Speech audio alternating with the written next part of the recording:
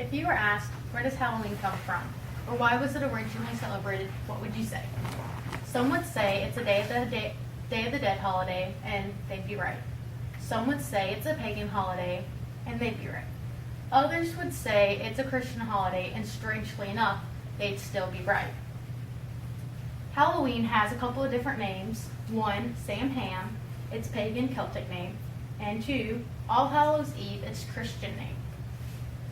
Samhain was the first and most important of the 4 quarter days marked in the Irish and Scottish calendar, as quoted from A Pocket Guide to Superstitions of the British Isles.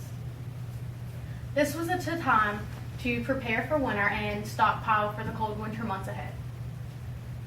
They believed that at this time, the spiritual and natural worlds were at their closest, and supernatural things could happen.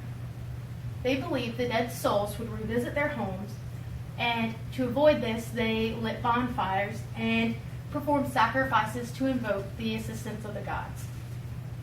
All Hallows Eve was the evening before All Hallows Day, which is November 1st and 2nd. Catholic Christians would pray for wandering souls that had not yet reached heaven. Prince Sori Kotim says it was traditionally believed that the souls of the dead wandered the earth until All Saints' Day, and All Hallows Eve provided one last chance for the dead to gain vengeance before entering the next world. In order to avoid being recognized by such souls seeking vengeance, people would don masks and wear costumes to avoid having their identities being detected. In Britain, Halloween came under attack during the Reformation as Protestants denounced purgatory as a popish doctrine incompatible with predestination. Slowly, it was removed from the church's doctrine. And if you check North American almanacs of the late 19th century and the late 18th and early 19th century, give no indication that Halloween was recognized as a holiday. It wasn't until mass amounts of immigrants from Ireland and Scotland settled in the U.S. that the holiday was properly introduced to the American public. Initially confined to the immigrant communities during the mid-19th century, it was gradually assimilated into the mainstream society by the first decade of the 20th century. It was being celebrated coast to coast by people of all social, racial, and religious backgrounds. It's quoted from Halloween, from pagan ritual to party night. Today, we Americans have celebrated Halloween with open arms.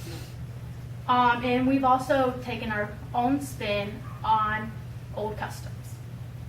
The turnip was traditionally used as a lantern, as it was carved out with a lantern to remember those that were held in purgatory. As immigrants came over, they started using the local pumpkin. Trick-or-treating resembles the late medieval practice of souling, in which poor folk of the time would go from door to door on All Hallows Eve and return for prayers for the dead on All Saints' Day. Today, Halloween is a very controversial holiday for many. Today, Celtic neo-pagans consider the season a holy time of year, and Celtic Reconstructionists and others who maintain ancestral customs make offerings to the gods and ancestors. While some Christians see the holiday as an evil holiday that celebrates demons and darkness, others see it as a time to pray and fast for lost souls. Some use the holiday's popularity to usher in the lost through, things such as fall festivals and other church fall and Halloween activities. Some celebrate the same date but a different holiday as they celebrate and remember the Protestant Reformation. No matter what your personal preference and beliefs may be, I hope you've learned the history and background of Halloween. From its Christian roots to its pagan background, I hope you've learned something new and see the holiday in new light. I'm Caitlin, and thank you. Was that 4 minutes?